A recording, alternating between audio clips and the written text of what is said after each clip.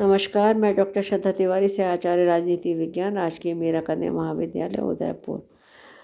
प्यारे बच्चों, आज राज्यपाल की स्थिति के बारे में हम चर्चा करेंगे। राज्यपाल संवैधानिक प्रधान के रूप में संविधान द्वारा राज्यों में भी संघीय क्षेत्र के समान संसदीय शासन की व्यवस्था की गई है और संसदीय व्यवस्था में शासन की शक्तियां ऐसी मंत्रिपरिषद में निहित होती हैं जो व्यवस्थापिका के निम्न सदन के प्रति उत्तरदायी हों।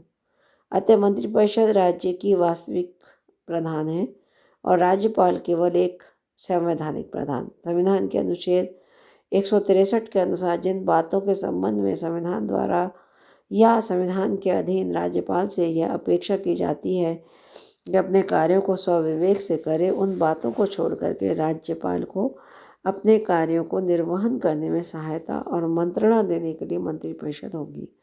संविधान राज्यपाल की स्वविवेकीय शक्तियों का विशेष रूप से उल्लेख नहीं करता।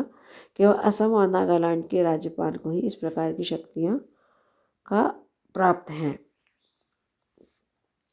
संवैधानिक अध्यक्ष से अधिक राज्यपाल के पद पर कार्य कर चुके विभिन्न व्यक्तियों ने अपनी स्थिति के विषय में कुछ कहा है। उनमें से कुछ यह आभास मिलता है कि राज्यपाल एक संवैधानिक अध्यक्ष हैं जिसे अपनी कार्य मंत्रिपरिषद के परामर्श के अनुसार करने पड़ते हैं।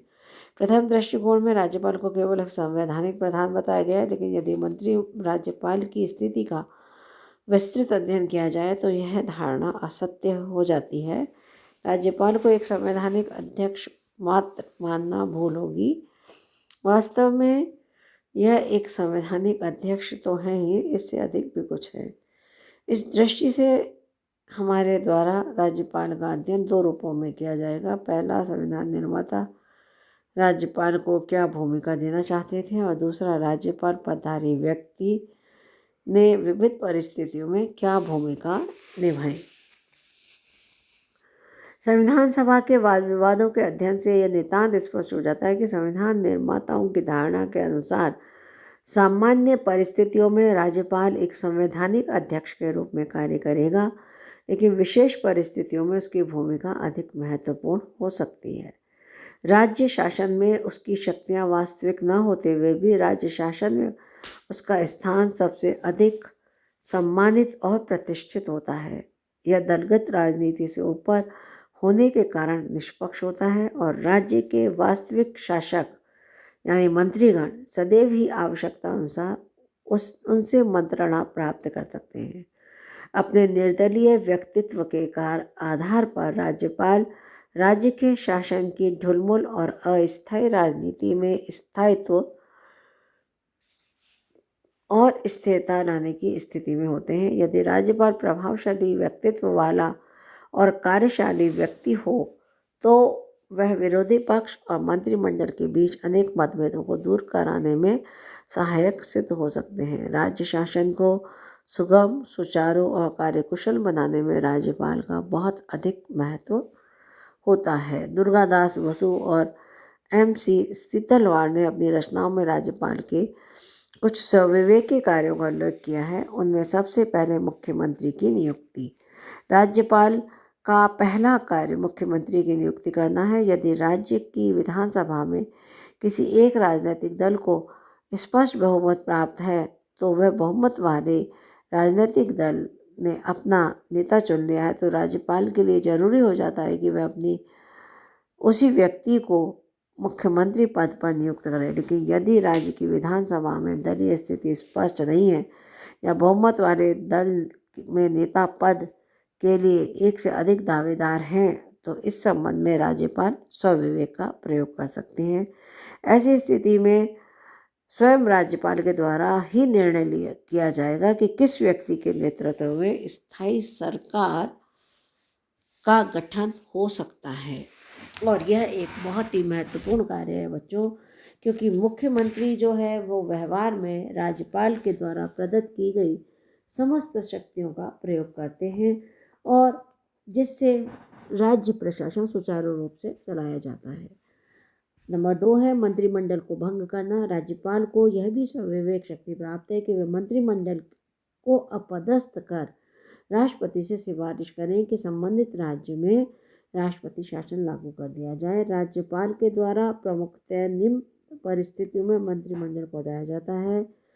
नंबर 1, यदि राज्यपाल को अविश्वास हो जाए कि मंत्रिमंडल का विधानसभा में बहुमत समाप्त हो गया। 2, यदि किसी मंत्रिमंडल के प्रति विधानसभा में अविश्वास का प्रस्ताव पारित हो जाने पर मंत्रिमंडल त्यागपत्र न दे तो राज्यपाल उसे पद से हटा सकते हैं। नंबर 3, यदि मंत्रिमंडल संविधान के अनुसार कार्य न कर रहा हो या उसकी नीतियों को से राज्य या क्षेत्र को खतरा हो या उसके द्वारा केंद्र और राज्य में संघर्ष की स्थिति को जन्म दिया जा रहा हो तो तब भी वह मंत्रिमंडल को पद से हटा सकते हैं। और नंबर 4, यदि स्वतंत्र ट्रिब्यूनल द्वारा मुख्यमंत्री को भ्रष्टाचार के आरोप में दोषी घोषित किया गया हो तो राज्यपाल उसे पद से हटा सकते हैं। नंबर 3 जो है वो है विधानसभा का अधिवेशन बुलाना। सामान्य रूप से राज्यपाल मुख्यमंत्री के परामर्श पर विधानसभा का अधिवेशन बुलाते हैं, किंतु असाधारण परिस्थितियों में राज्यपाल स्वविवेक से भी विधानसभा का अधिवेशन बुला सकते हैं। यदि राज्यपाल के अनुसार कुछ ऐसे महत्वपूर्ण मामले जिन पर तुरंत विचार किया जाना चाहिए। इसके अलावा यदि राज्यपाल को मुख्यमंत्री के बहुमत में संदेह हो तो वह मुख्यमंत्री से शीघ्र अधिवेशन बुलाने के लिए कह सकते हैं, और यदि मुख्यमंत्री द्वारा उसके परामर्श को स्वीकार न किया जाए तो वह स्वयं भी अधिवेशन बुला सकते हैं। चौथी जो शक्ति है वो है विधानसभा को भंग करने की। उत्तरदायी शासन की धारणा के अनुसार सामान्यतः यह माना जाता है कि विधानसभा को भंग करने का कार्य राज्यपाल उसी समय करेगा जबकि मुख्यमंत्री उसे ऐसा करने के लिए परामर्श दे। लेकिन विशेष परिस्थितियों में राज्यपाल विधानसभा को भंग करने के संबंध में मुख्यमंत्री के परामर्श को मानने से इनकार भी कर सकते हैं या मुख्यमंत्री के परामर्श के बिना भी विधानसभा को भंग कर सकते हैं। 5वीं शक्ति है मुख्यमंत्री के विरुद्ध मुकदमा दायर करने की अनुमति देना। संवैधानिक व्यवस्था यह है कि राज्यपाल की अनुमति के बिना किसी भी पक्ष द्वारा मुख्यमंत्री के विरुद्ध मुकदमा दायर नहीं किया जा सकता। लेकिन अगर मुख्यमंत्री को ऐसा लगता है कि राज्यपाल ये महसूस करते हैं या उन्हें ऐसा लगता है कि मुख्यमंत्री के ने कोई भ्रष्टाचार किया है या कोई उसके आरोप संगीन लगे हुए हैं तो वह मुख्यमंत्री के विरुद्ध भी मुकदमा दायर करने के लिए राज्यपाल से अनुमति देते हैं और अनुमति लेकर के उसको राष्ट्रपति से स्वीकृति लेने के बाद में मुख्यमंत्री के ऊपर मुकदमा चला सकते हैं।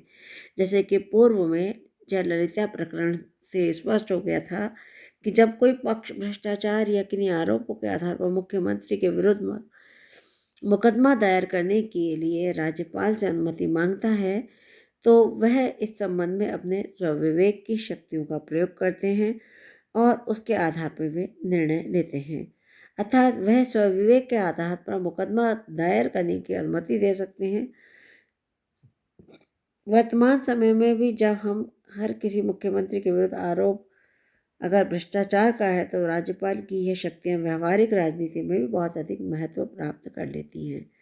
राज्यपाल द्वारा स्वविवेक के आधार पर किए गए इस निर्णय को उच्च न्यायालय या सर्वोच्च न्यायालय में भी चुनौती अवश्य दी जा सकती है। इसके अलावा भी राज्यपाल के द्वारा स्वविवेक से कुछ कार्य किए जा सकते हैं।